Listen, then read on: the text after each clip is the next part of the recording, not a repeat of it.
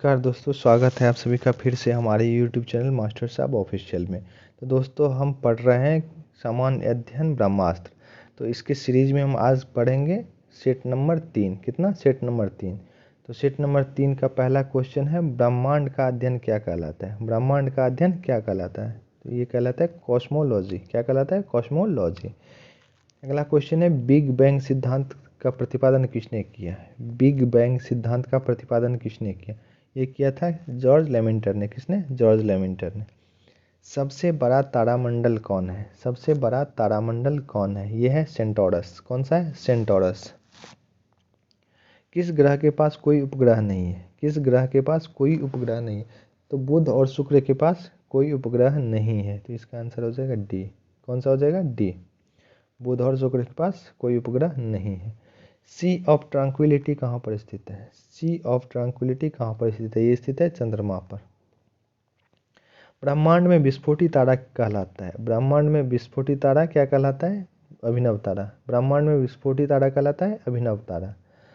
किनके बीच की दूरी, औसत दूरी को खगोलीय एकक कहा जाता है? किनके बीच की औसत दूरी को खगोलीय एकक कहा जाता है? ये हो जाएगा पृथ्वी तथा सूर्य के बीच की दूरी को क्या कहा जाता है? खगोलीय एकक।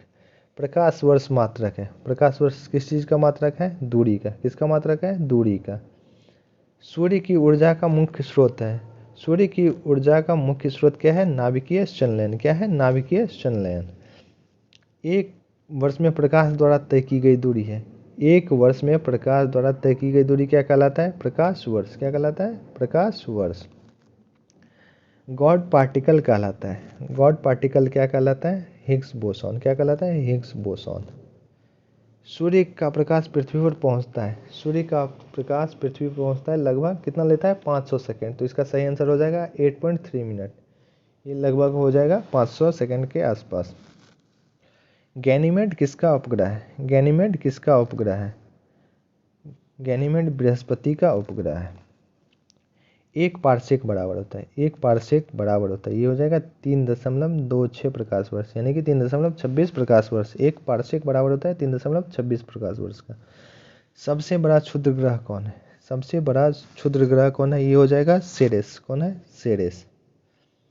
टाइटन किस ग्रह का उपग्रह है? टाइटन किस ग्रह का उपग्रह है? ये है शनि का। किसका है? शनि का। टाइटन किसका उपग्रह है? शनि का।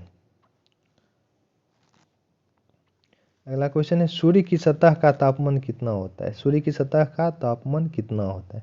तो सूर्य की सतह का तापमान होता है 6000 डिग्री सेल्सियस। कितना होता है? 6000 डिग्री सेल्सियस। अपनी अक्ष पर सबसे तेज गति से परिभ्रमण करने वाला ग्रह कौन है? अपनी अक्ष पर सबसे तेज गति से परिभ्रमण करने वाला ग्रह कौन सा है? तो ये हो जाएगा बृहस्पति। कौन सा हो जाएगा? बृहस्पति। सबसे तेज गति से परिभ्रमण करने वाला बृहस्पति, और सबसे कम समय में सूर्य का चक्कर लगाने वाला कौन सा है? बुध। तो यहाँ पूछ रहा है सबसे तेज गति से, तो ये हो जाएगा बृहस्पति। सबसे चमकीला ग्रह है। सबसे चमकीला ग्रह कौन सा है? शुक्र। सबसे चमकीला ग्रह शुक्र है। सबसे गर्म ग्रह शुक्र है। भोर और सांझ का तारा कहा जाता है शुक्र को, और पृथ्वी की जुड़वां बहन भी कहा जाता है शुक्र को। तो पृथ्वी की जुड़वां बहन, भोर और सांझ का तारा, सबसे चमकीला ग्रह और सबसे गर्म ग्रह कौन है? शुक्र। प्रकाश वर्ष, एक प्रकाश वर्ष बराबर होता है, एक प्रकाश वर्ष बराबर होता है 9.46 गुना 10⁻15 मीटर। कितना होता है? 9.46 गुना 10⁻15 मीटर। अगर इसको किलोमीटर में लिखेंगे तो 10⁻12 किलोमीटर हो जाएगा, यानी कि ए और बी दोनों सही हो जाएगा। किलोमीटर में हो जाएगा 10⁻12 किलोमीटर, और मीटर में 10⁻15।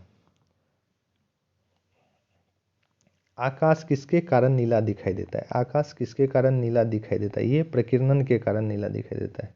किसके कारण नीला दिखाई देता है?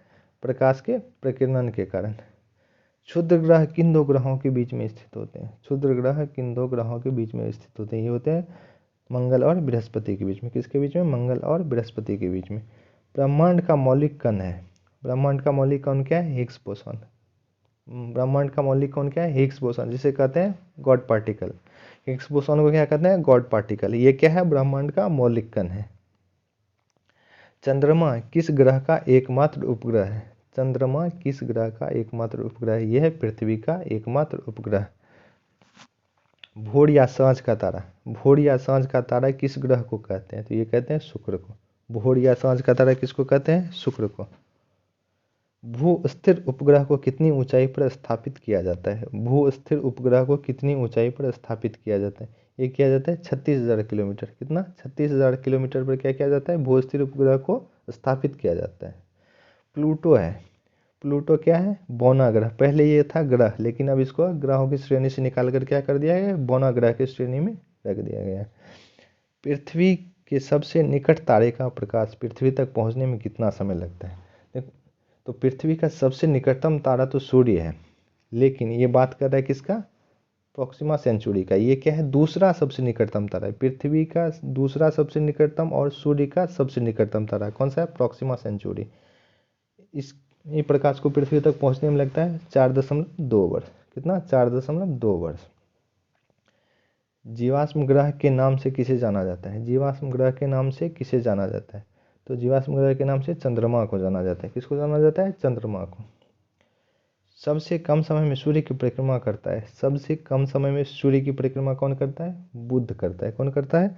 बुध करता है। सबसे तेज गति से कौन करता है? बृहस्पति है। सबसे कम समय में कौन करता है? बुध। सूर्य का दीप्तिमान सतह क्या कहलाता है? सूर्य का दीप्तिमान सतह क्या कहलाता है? ये कहलाता है प्रकाश मंडल। सूर्य का दीप्तिमान सतह कहलाता है प्रकाश मंडल। पृथ्वी की बहन कहलाता है। पृथ्वी की बहन कौन कहलाता है? शुक्र। कौन कहलाता है? शुक्र। सूर्य से पृथ्वी की दूरी कितनी है? सूर्य से पृथ्वी की दूरी कितनी है? 149.6 मिलियन किलोमीटर। कितना? 149.6 मिलियन किलोमीटर। सर्वाधिक उपग्रहों वाला ग्रह कौन है? सर्वाधिक उपग्रहों वाला ग्रह कौन है? ये हो जाएगा शनि। कौन है? शनि। सर्वाधिक उपग्रहों वाला ग्रह कौन है? शनि। आकाशगंगा की आकृति कैसी है? आकाशगंगा की आकृति कैसी है? यह है सर्पिलाकार। कैसा है? सर्पिलाकार। सबसे गर्म ग्रह कौन है? सबसे गर्म ग्रह कौन है? शुक्र। सबसे गर्म ग्रह शुक्र। सबसे चमकीला ग्रह और सबसे गर्म ग्रह शुक्र। ग्रहों के गति के नियम के प्रतिपादक कौन है? ग्रहों के गति के नियम के प्रतिपादक कौन है? यह है जोहानस केपलर। कौन है? Johannes Kepler. ग्रहों के गति के नियम के प्रतिपादक केपलर है। हमारा सौर मंडल या सूर्य जिस आकाश गंगा में स्थित है उसे किस नाम से जाना जाता है? हमारा सौर मंडल या सूर्य जिस आकाश गंगा में स्थित है उसे किस नाम से जाना जाता है? उसे जाना जाता है दुग्ध मेखला। किस नाम से जाना जाता है? दुग्ध मेखला। पृथ्वी के सबसे निकट स्थित ग्रह कौन है? पृथ्वी के सबसे निकट स्थित ग्रह कौन है? यह है शुक्र। कौन है? शुक्र। चंद्रमा का प्रकाश पृथ्वी पर पहुंचता है। चंद्रमा का प्रकाश पृथ्वी पर कितने समय में पहुंचता है? 1.3 सेकंड में। कितना? 1.3 सेकंड में क्या होता है? चंद्रमा का प्रकाश पृथ्वी पर पहुंचता है। तारामंडलों की कुल संख्या कितनी है? तारामंडलों की कुल संख्या कितनी है? 89। कितनी है? 89। तारामंडलों की कुल संख्या कितनी है? 89। धूमकेतु कितने वर्षों के अंतराल पर दिखाई देता है? धूमकेतु कितने वर्षों के अंतराल पर दिखाई देता है? ये दिखाई देता है 76 वर्ष के अंतराल पर। कितना? 76 वर्ष के अंतराल पर। सूर्य का मुख्य संघटक है। सूर्य का मुख्य संगठन है यह है हाइड्रोजन और हीलियम दोनों। क्या हो जाएगा? हाइड्रोजन हीलियम दोनों हो जाएगा। हाइड्रोजन कितना है सूर्य में? लगभग 71% और हीलियम लगभग 29%। दोनों से क्या होता है? नाभिकीय संलयन होता है जो प्रकाश का मुख्य स्रोत है।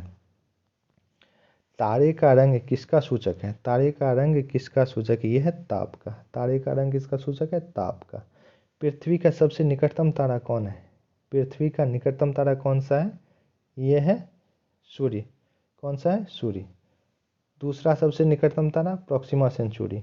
ये पृथ्वी का दूसरा सबसे निकटतम है प्रॉक्सिमा सेंचुरी और सूर्य का सबसे निकटतम तारा है प्रॉक्सिमा सेंचुरी।